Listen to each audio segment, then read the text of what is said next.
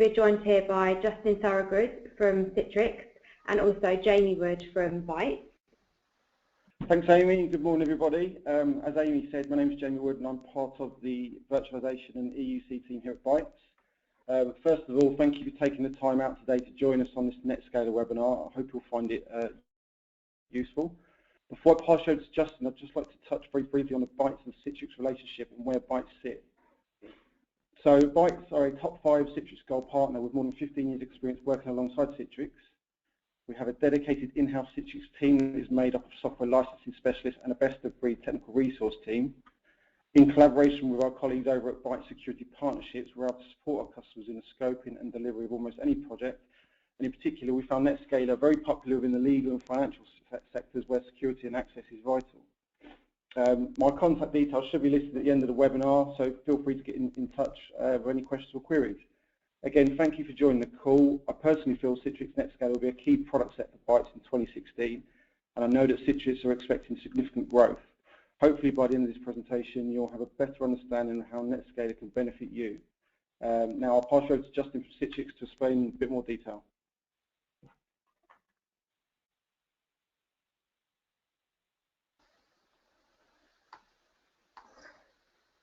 So good morning, everybody. Hopefully you can see my screen. If you could just confirm with me, Amy and Jamie, that you can see the screen, which means attendees will be able to see it too.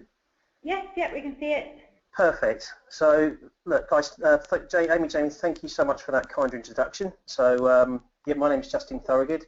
I sit within the cloud networking team at Citrix, responsible for our delivery networking platform.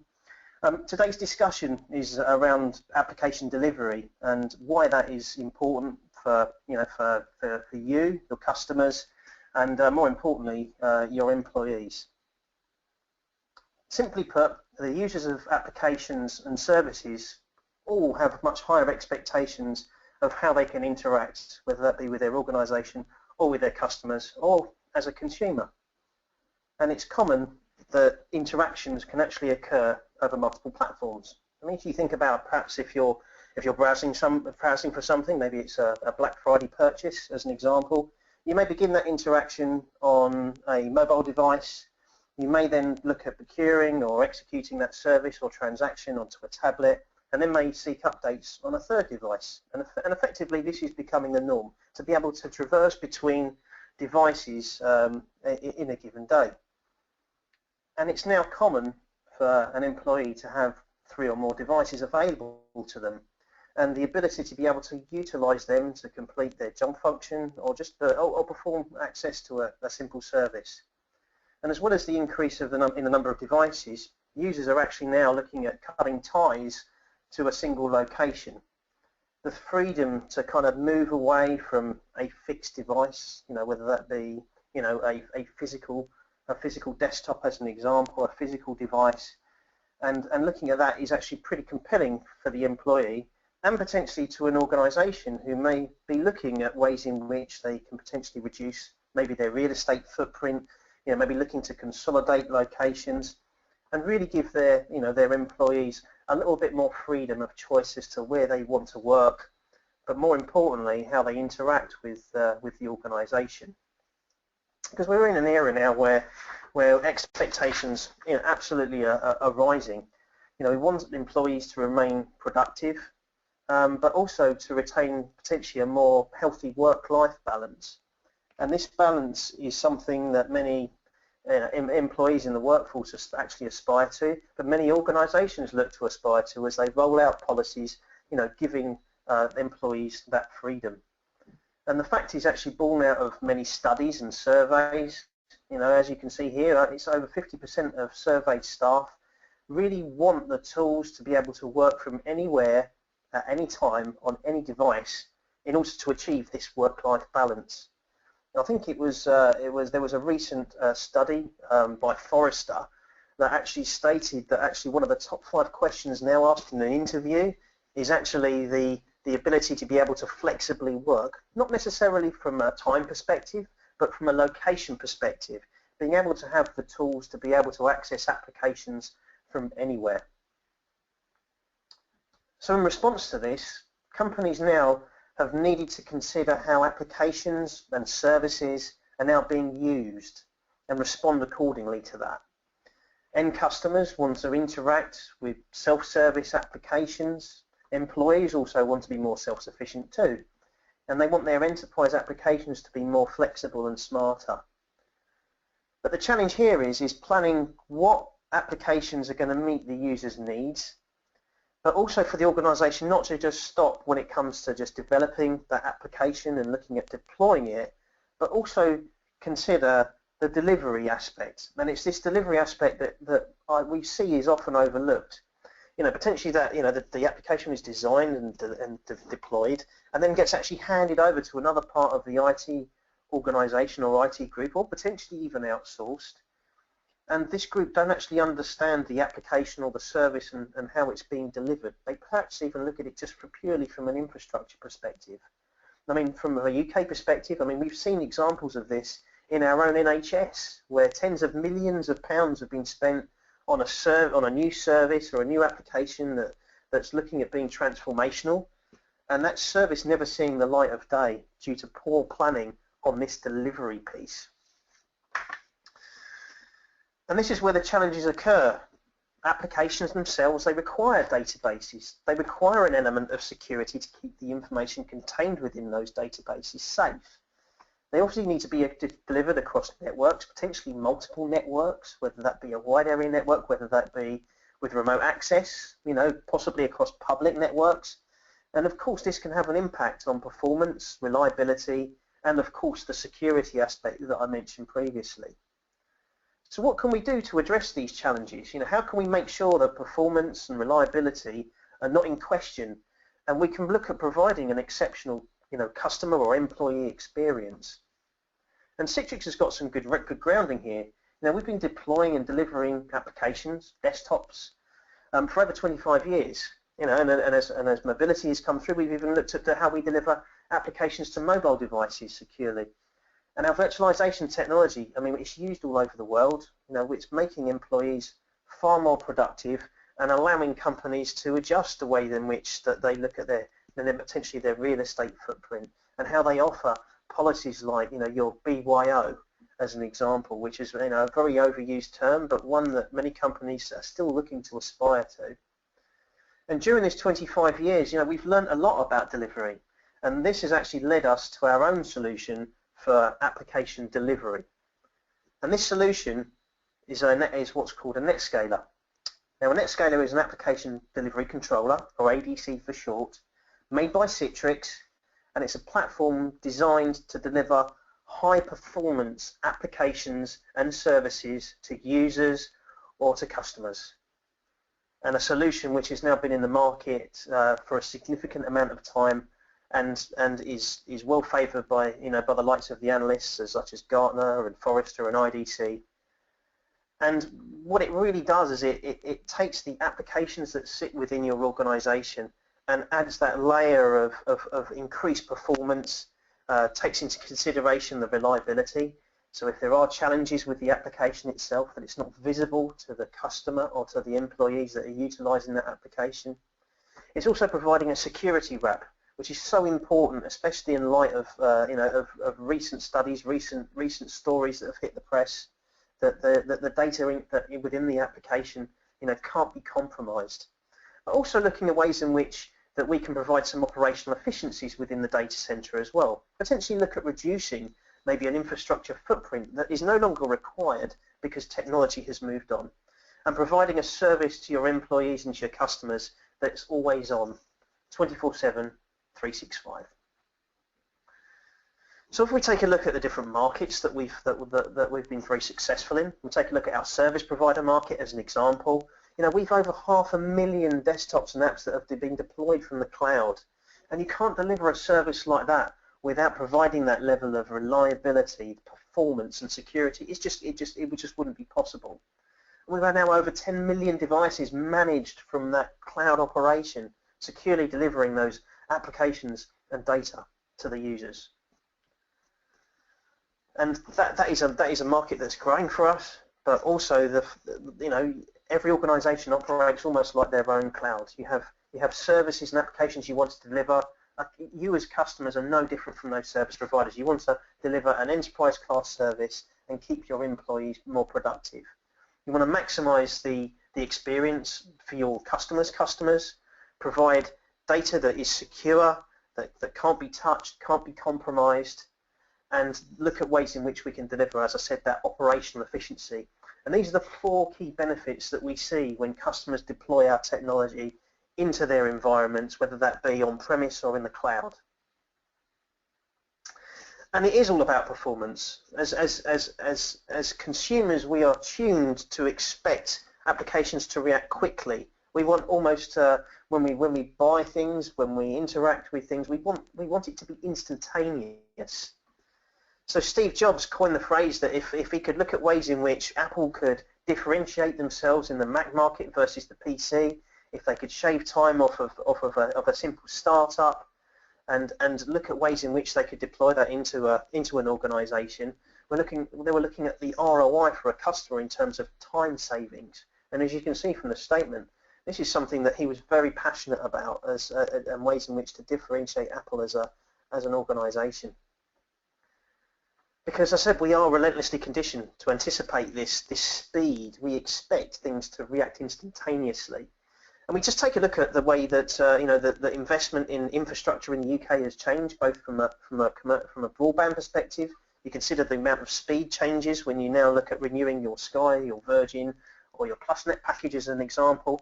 But look, in the last 4 years, how mobile data speeds have increased, and that is because of our expectation that we want things to be as quick on our mobile device as we have on maybe on our laptop, which is sitting on the Wi-Fi either in the office or at home. So Jakob Nielsen is almost the web guru. He is the man for websites that what he says kind of is the way forward, is the way the industry goes. And he said that our expectation around transactions, if it's longer than 0.1 of a second, we start to think that maybe that the infrastructure at the back end is labouring, that there is a problem. And as you can see the statement there about how we feel emotionally when we're accessing an application or a service, and that begins to slow. We then begin to become concerned. We then pick up the phone and speak to the company or our own internal IT department as to understand what the problem is and why it's slow. But if you want to take a look at an environment that's very latency sensitive, we take a look at the big sporting events. We might fancy placing a bet. When we do place the bet, we want that bet placed very quickly. It could be because there's something about to happen, whether it's a goal being scored, whether it's a horse winning a race. We want our bet to be placed as quickly as possible to get the best odds. And there's no more an environment than the Bet365, who have this concept of live in play. So you can bet while the match is happening, or while the horse race is happening, or the boxing match is happening. And without NetScaler, they wouldn't get the level of performance. So to optimize their data center, but also to get the odds back as quickly as possible to the user placing the bet, and to take that transaction as quickly as possible. So for them, it's about maximizing the amount of bets that they can squeeze in a set period of time. Now, we actually boost significantly the performance of the database that controls all the odds, but also the web experience for the user. So, you take a look at the 365 site, there's an awful lot going on. There's a lot of odds that are going on and interaction on the website without you having to sit there and press the F5 button. There's an awful lot happening, and without NetScaler, that just wouldn't be possible. And they operate, they are almost a global, if you consider their size. They are continually entering new markets, and once one market goes to sleep, another market wakes up. That is how the online betting industry works. So what we are actually able to do within the Bet365 environment, and this wouldn't be any different from any other web application that you as a customer might be using. This could be something like your SharePoint system, it could be your SAP, it could be even your Exchange system. So what we do is we take the burden away from the database itself. So we consistently reduce the number of connections required. Lots of people asking the same question, they want the same thing, we only ask the question once. So we can consolidate the number of requests going through to the database. We also take the load off the servers, so we take away the security element and handle that for the servers, so the servers can react a lot quicker and give us the odds far quicker and serve the customer far quicker. So that makes the users very happy. It reduces the amount of infrastructure we require in the data center and actually takes the burden away from the databases. And in some circumstances, we've seen customers actually reduce the amount of licensing they require, whether it be from a Microsoft on an SQL perspective or whether it's Oracle for their database licensing. Now, this is obviously kind of an extreme example, but it's a use case that we have for many customers to take a look at their database footprint, understand where those databases sit and how the applications interact with them. And we have a number of very useful tools that can kind of give an indication of potentially the cost saving that can be made to that infrastructure. But of course, speed is one thing, but reliability is another. And reliability normally comes in tow with high availability. So it's about understanding what your environment is and how we can make that far more fault tolerant. You know, potentially if you've got an application in multiple locations, it could be Citrix as an example. You've deployed Zen and Zen Desktop. You've got it in multiple locations. It would make sense to kind of leverage those multiple locations, wouldn't it? And have a device that sits in front of those environments and understands where the traffic needs to go based upon, you know, the performance of that location at a given time. And it's the same for services in one location. What's the most appropriate device to send that request through to? But also, and unfortunately, you know, our IT life has somewhat changed. You know, we do have organisations that look at targeting particular companies based upon maybe a political allegiance, maybe it's because of a product they make, or maybe it's simply because it's a competitor that wants to wants to inflict pain on potentially another organisation. And so the ability to be able to keep a solution alive and prevent, you know, unforeseen traffic that is potentially there to bring a service down, that we can defend against it effectively. Now, we have seen some very high-profile cases of where this has occurred, and none more so than I don't know if you may remember that if you bought your children a PlayStation over Christmas last year, they'd have been sorely disappointed when it came to spending, you know, their online tokens to spend at the PlayStation Store, as Sony were actively targeted by activists who brought the PlayStation network down for 4 days. And not only was there a loss of revenue for Sony themselves, but also they had to issue some compensation in the form of a number of free games and free access to their service. You know, this was because they just didn't have the necessary measures in place to protect their data and their network for the application that the PlayStation network sits on. So if we have this, you know, we're monitoring the traffic, we're monitoring the health of the data center or the cloud environment, what we're able to do is we're actually able to meet the expectations of the business, which in turn then meets the expectations of the employees, keeping them productive, keeping the applications alive, and also enabling us to provide that element of security around the applications that are deployed out to those users.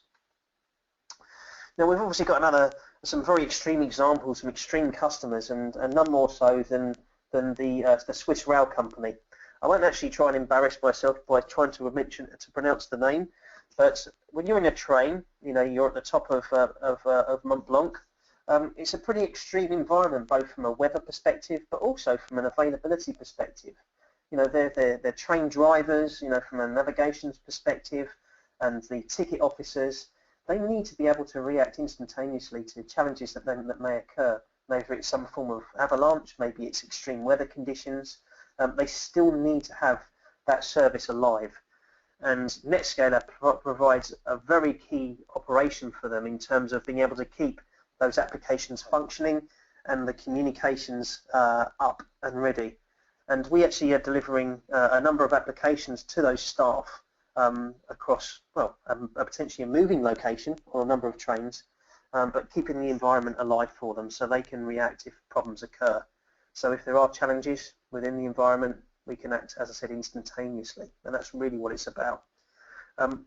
We can happily provide you access to that case study. It's available on our website.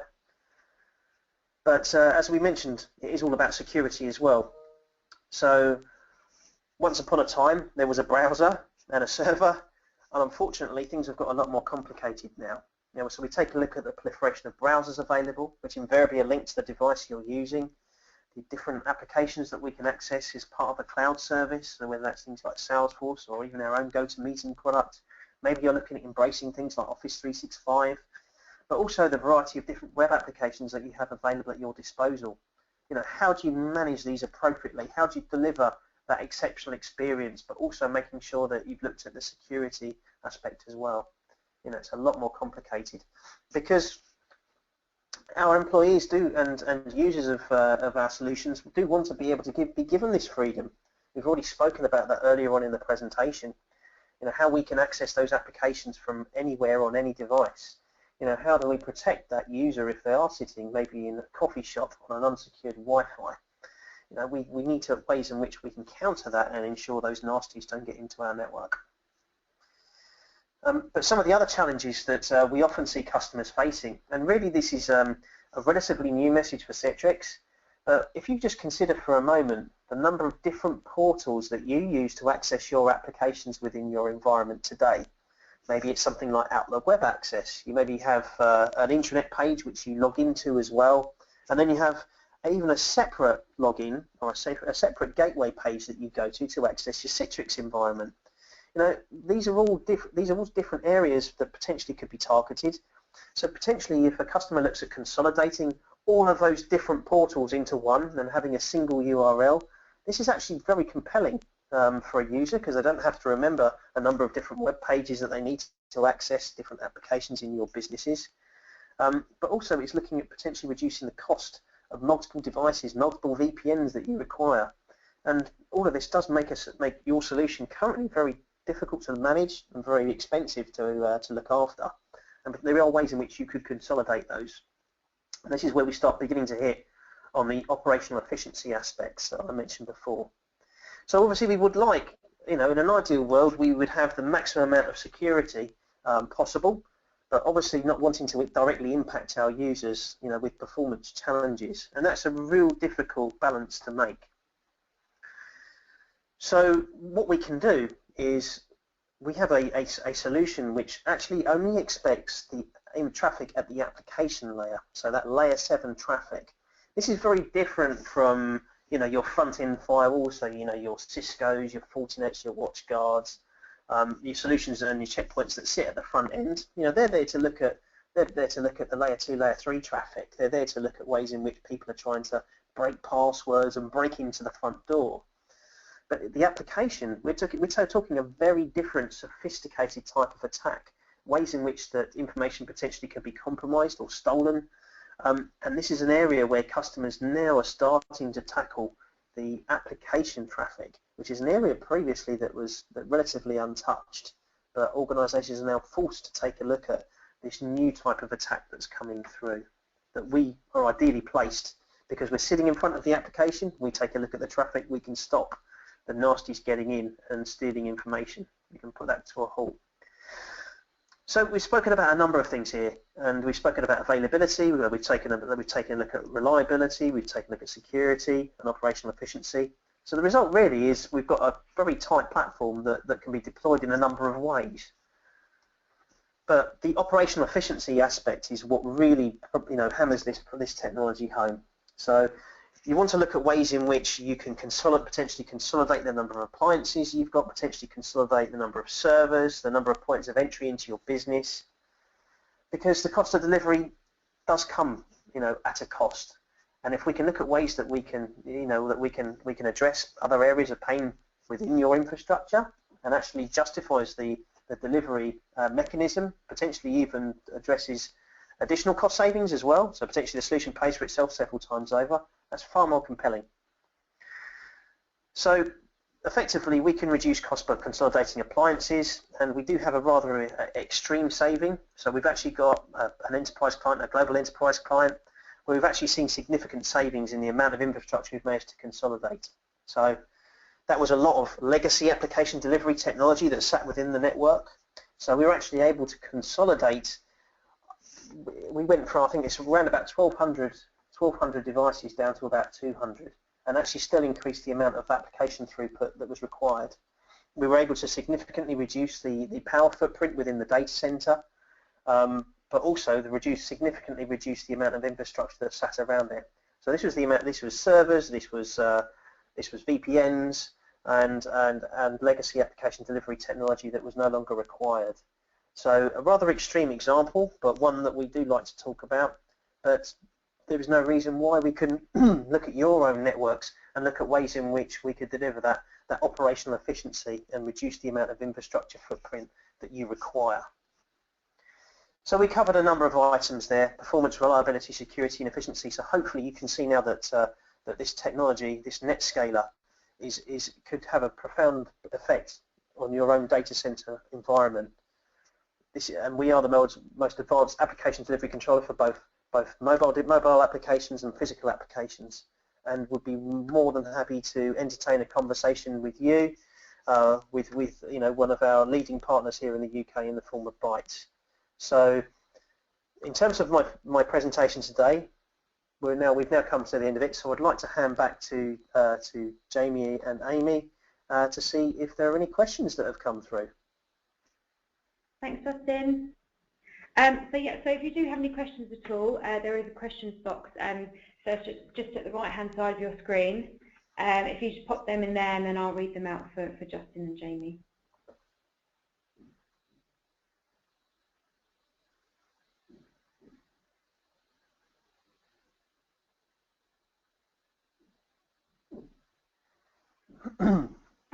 Justin, what are the form factors available with NetScaler? That's a very good question. Okay, so customers like choice, and I'm sure those on the call are no different. So the solution can be deployed as a virtual appliance. So we can actually deploy this on the customer's physical tin. So they can make a decision whether they'd like it on maybe on their own HP, Dell, IBM, Cisco device, and it can be deployed as a virtual appliance.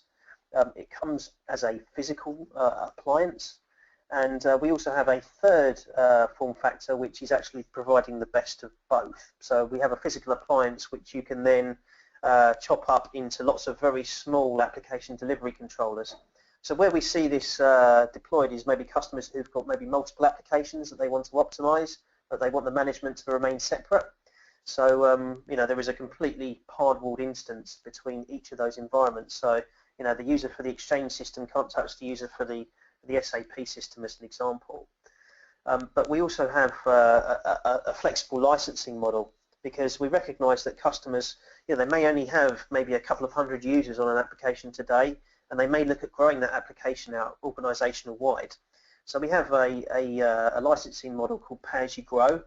So the customer actually gets the hardware platform that is suited towards potentially closer to their maximum requirement, but we don't penalise the customer for buying an appliance that's oversized. So what they can do is they can start at a lower threshold, and with software licensing, they then can procure additional licensing on top, which then increases the user count, additional throughput as well, and that really kind of provides that level of investment protection. Why should you overinvest at the start? It doesn't seem very fair. So that's the licensing model that we selected, 7 or 8 years ago, and one that we've stuck by, and I think customers seem to like that.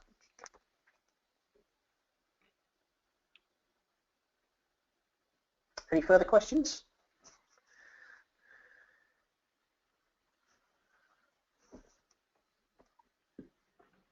What if someone wants to kind of try it out? Is there there was a VPX eval license available at all?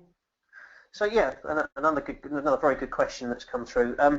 So yes, the licenses for our NetScaler, you can actually go onto our website. You can actually download a free trial.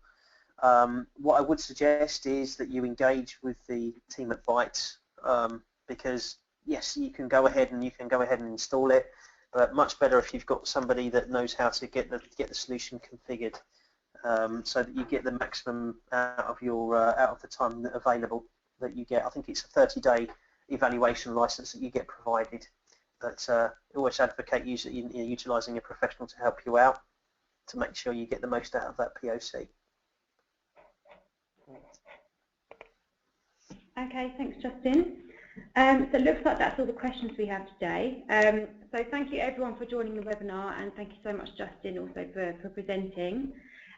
So we do have a feedback form which should pop up just at the end of the webinar. If you could fill that out if you'd like a callback from Bytes or any further information, that'd be great. So I think that's it. You can also email Jamie if you want to send him a personal email at jamiewood@bytes.co.uk. His email is just there on the screen. So that's it. So thanks everyone for joining, and enjoy the rest of your day. Thanks everybody.